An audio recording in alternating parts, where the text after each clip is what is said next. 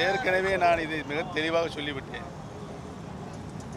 நான் எந்த ஒரு புதிய கட்சியும் ஆரம்பிக்கப் போவதாக இல்லை.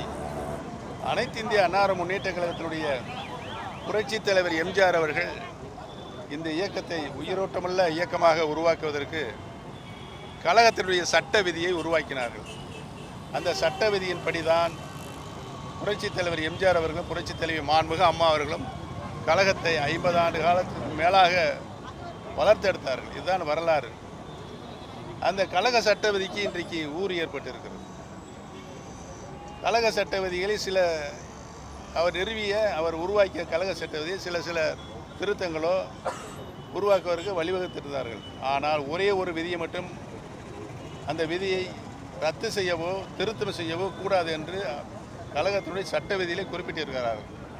அது என்னவென்று சொன்னால், கழகத்தினுடைய பொதுச் செயலாளரை மற்ற இயக்கங்கள் எல்லாம் கீழிருந்து கிளைக்கழகத்திலிருந்து தேர்தல் நடைபெறும். ஆனால் அனைத்து இந்திய அன்னார முன்னேற்ற கழகத்தினுடைய பொதுச் செயலாளர் என்ற தலைமை பதவியை அனைத்து இந்திய அன்னார முன்னேற்ற கழகத்தினுடைய தொண்டர்கள், அடிமட்ட தொண்டர்கள், விசுவாசமிக்க தொண்டர்களால் தேர்தல் மூலமாக தேர்வு செய்யப்பட வேண்டும். இதுதான் கழகத்தினுடைய சட்ட விதி.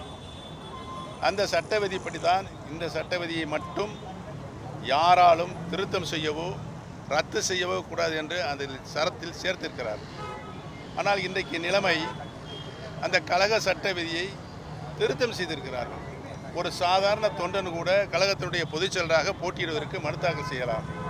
அதுதான் 55 ஆண்டு கால வரலாறு.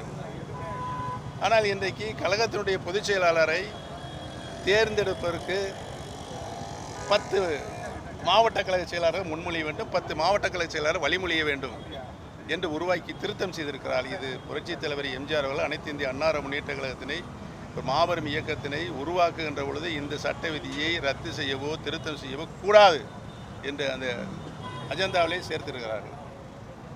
இதை எதிர்த்து தான் நாங்கள் இது உள்பட பல பிரச்சனைகளை ஒரு 6 வழக்குகள் உச்சநீதிமன்றம் சென்றது.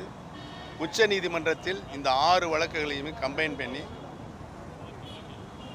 தமிழகத்தில் இருக்கின்ற உயர்நீதிமன்றத்தினுடைய சிவில் சூட்டில் நீங்கள் அங்கே சென்று இதற்கு விடுகாலம் தேடலாம் என்று பணித்திருக்கிறார்கள். அதன் அடிப்படையில் இன்றைக்கு இந்த வழக்கு சிவில் சூட்டில் உயர்நீதிமன்றத்தில் சிவில் சூட்டில் நடைபெற்று கொண்டிருக்கிறது. அதில் நாங்கள் எங்களுடைய நியாயத்தை, இந்த இயக்கம் எதற்காக தொடங்கப்பட்டது, யாரால் தொடங்கப்பட்டது, அதற்காக கழக சட்ட விதியை உருவாக்கிய தலைவர் என்ன சொல்லியிருக்கிறார்கள் என்பதெல்லாம் நாங்கள் அங்கே வாதாடி கொண்டிருக்கிறோம். உறுதியாக கிடைக்கும். அப்படித்தான் புரட்சித் தலைவர் எம்ஜிஆரும் புரட்சித் தலைவர் மாண்புமிகு இந்த கழக சட்ட விதியின்படி தான் 50 ஆண்டு காலம் இந்த இயக்கத்தை உருவாக்கி வளர்த்தெடுத்தார்கள். யாராலும் வெல்ல முடியாத இயக்கமாக இந்த இயக்கத்தை உருவாக்கினார்கள். இடையில் பொதுச் செயலாளரை தேர்வதற்கு நான் ஏற்கனவே சொன்னது போல பல பிரச்சனைகள் இங்கே உருவாகியிருக்கு. இந்த பிரச்சனைலாம் இருக்கக்கூடாது. அது மாண்புமிகு புரட்சித் தலைவர் எம்ஜிஆர் அவர்கள் கழகத்தினுடைய தொண்டர்களுக்கு வாக்கப்பட்ட ஒரு உரிமை, அடிப்படை உரிமை. இந்த இயக்கத்தினுடைய உயிர் நாடியாக இரத்த நாளங்களாக இருப்பவர்கள் அந்த தொண்டர்கள். அந்த தொண்டர்களுக்கு பொதுச் செயலாளரை தேர்ந்தெடுக்கின்ற உரிமையை புரட்சித் தலைவர் வழங்கியிருக்கிறார்கள். இதை பறிப்பதற்கு யாருக்கும் உரிமை கிடையாது என்பதை தெரிவித்துக் கொள்கிறேன்.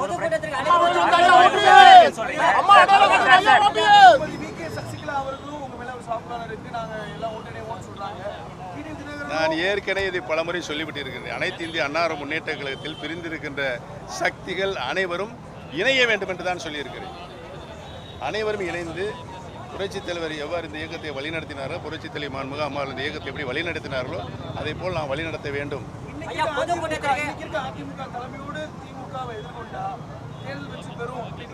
முடியாது. அவர் இன்றைக்கு இருக்கின்ற அதிமுக தலைமை என்று நான் சொல்ல மாட்டேன். வழக்கு நீதிமன்றத்தில் இருக்கிறது. எடப்பாடி பழனிசாமி என்றைக்கு கழகத்தினுடைய பொதுச் செயலாளராக சட்ட விதிகளுக்கு மாறாக இல்லீகலாக முறையற்ற முறையில் தேர்வு செய்து அவர் பொறுப்பேற்றுக்கொண்ட இதுவரையில் 11 தேர்தல்களில் அனைத்து இந்திய அன்னார முன்னேற்றங்களும் தோல்வித்தான் கண்டிருக்கிறது. ஒரு தேர்தலை வெற்றி பெறவில்லை. பொதுக்கூட்டத்திற்கு அழைப்பு வந்தால் பங்கேற்பீங்களா? 23ஆம் தேதி அன்று பொதுக்கூட்டத்திற்கு அழைப்பு வந்தால் பங்கேற்பீங்களா? யாருங்க? பொதுக்கூட்டத்திற்கு அது பிரதமர் கொடுத்திருக்கா? இதுவரை வரவில்லை. நீங்க ஏசியத்துக்குலாம் நான் பதில் சொல்ல முடியுமா? சரி, அதிமுக இவ்வளவு பிரச்சனை இருக்குன்னு சொல்றீங்க. 26 தேர்தலில் வெற்றி பெறும் அதிமுக. பிரச்சனை இல்லைங்க. தலைவர் அம்மாவை நீட்டாக அந்த கட்சியை நடத்தி போயிட்டு இருந்தாங்க. இவங்களுக்கு பிரச்சனைகளை உருவாக்கி இருக்கிறாங்க. அந்த பிரச்சனையை உருவாக்கி கழக சட்ட விதிக்கு புறம்பானது என்பது நாங்கள் நீதிமன்றத்தில் வழக்காடி தேர்தலை சந்திக்கும் போது வெற்றி பெறும் நினைக்கிறீங்களா? யாரு நீங்கள் பிரச்சனைலாம் சரி பண்ணிட்டு அப்புறம் கனவு கண்டுக்கிட்டு இருக்கீங்க? கனவு நனவாகிறதே நான் இப்போ சொல்லிக்கிட்டு இருக்கிறேன். அனைத்து இந்திய அண்ணா முன்னேற்ற கழகத்தில் பிரிந்திருக்கின்ற சக்திகள் அனைவரும் இணைய வேண்டும். சர்வாதிகார போக்கில் நான் இவரை சேர்க்க முடியாது, அவரை சேர்க்க முடியாது, இவரை சேர்க்க முடியாது சொல்வதற்கு யாருக்கும் அதிகாரம் கிடையாது. அண்ணா எப்படி கட்சியை வளர்த்தார், புரட்சித் தலைவர் எப்படி கட்சியை வளர்த்தார், மாண்புமிகு அம்மா அவர்கள் எப்படி கட்சியை வளர்த்தெடுத்தார் என்பதெல்லாம் கடந்த கால வரலாறு. அதை பார்த்து படித்து புரிந்து கொள்ள வேண்டும் என்பதுதான் நான் இன்றைக்கும் சொல்லிக் கொண்டிருக்கிறேன்.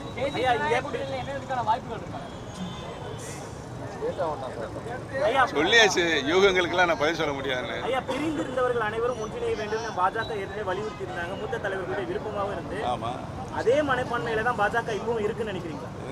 அதே மனநிலையில பாஜக தலைமை இப்பவும் இருக்கா? இல்லைங்க, யாரும் நல்ல ஐடியா புத்திமதி சொன்னால் கேட்கணும், கேட்கலன்னு நான் என்ன செய்வேன்?